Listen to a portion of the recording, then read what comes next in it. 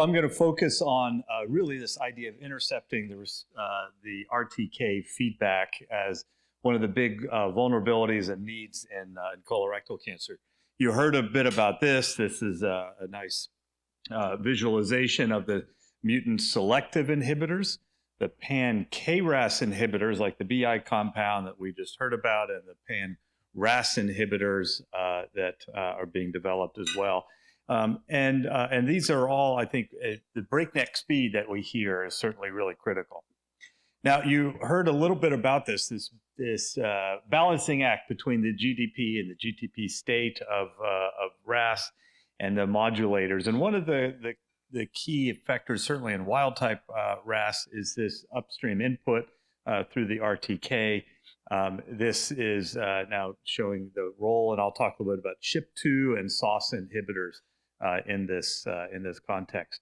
So why do we need to worry about things upstream of a mutated oncogene, right? This is the proverbial foot on the gas, right, as you heard earlier.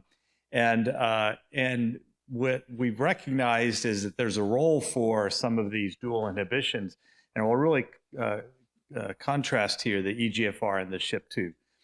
So here I say this is deja vu because it's very similar to what we learned in BRAF, for example.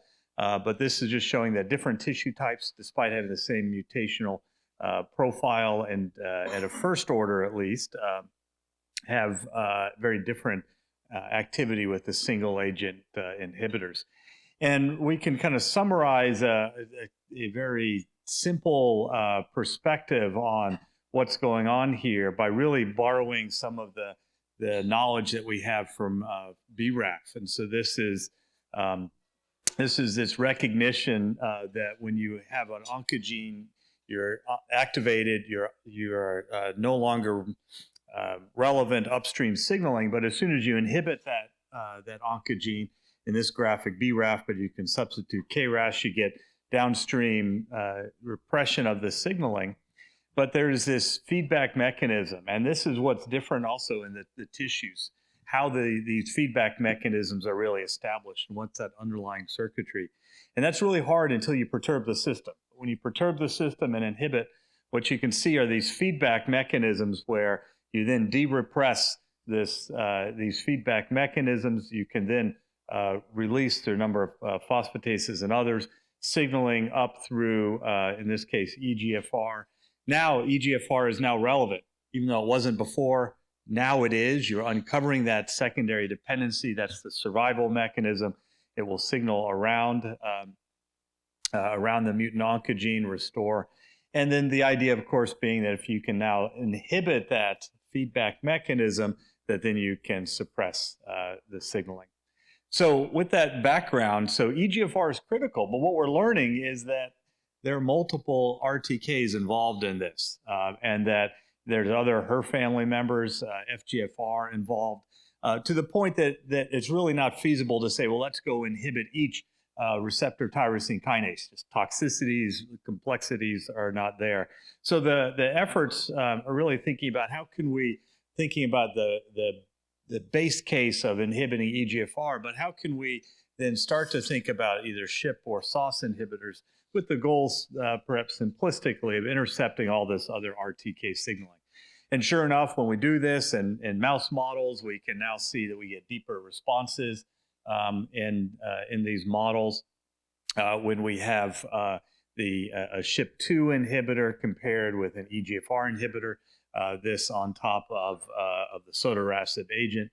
And similar findings with SOS. So here's some work that we did in collaboration with BI, looking at their SOS inhibitor 3406, along with their G12C inhibitor or adagrasib. And I think just to highlight that when you then add in the SOS inhibitor in probably 2/3 of the models, you're really driving much deeper activation or inhibition of the tumor growth.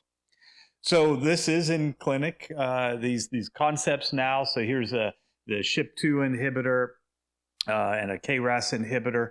Early signals, kind of heterogeneous population. This is lung cancer, but certainly seeing activity, including a number of these that had some responses and were previously treated with these with the G12C inhibitor previously.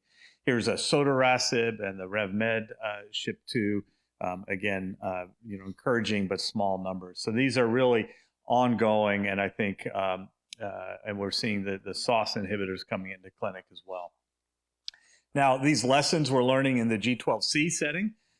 One of the themes that we'll get to is that these are lessons that appear to be applying elsewhere, and here's the RAS on or the RAS GTP form, multi-selective RAS inhibitor from RevMed, and so again, very similar findings. This is now preclinical models still, but when you look at pancreas, lung, colon, gastric, what you can see is that colorectal cancer is on the less responsive half of these. So the purple, calling your eyes to the purple there. So we think that as we accumulate more data about these allele-specific and pan-RAS inhibitors, that the same will probably appear.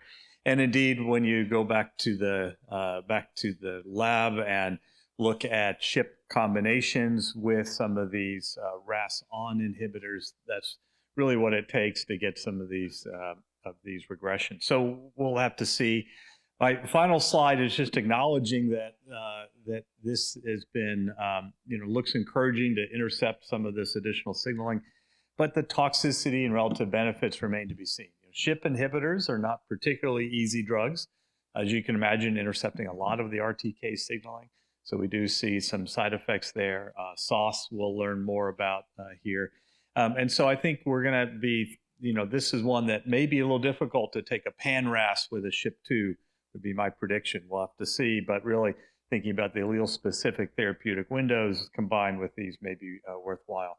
But there's also other strategies in really how do you combine pan-RAS inhibitor with allele-specific inhibitor with the idea that pan-RAS is there to block some of those feedback mechanisms as the RTK signaling is propagating through the wild type, typically NRAS and HRAS, as others have shown. So I think this is an important thing to think about. I think EGFR is a great partner. We'll talk a little bit more about that later, but recognizing that there's more to the story and there may be opportunities to improve upon that. Thanks.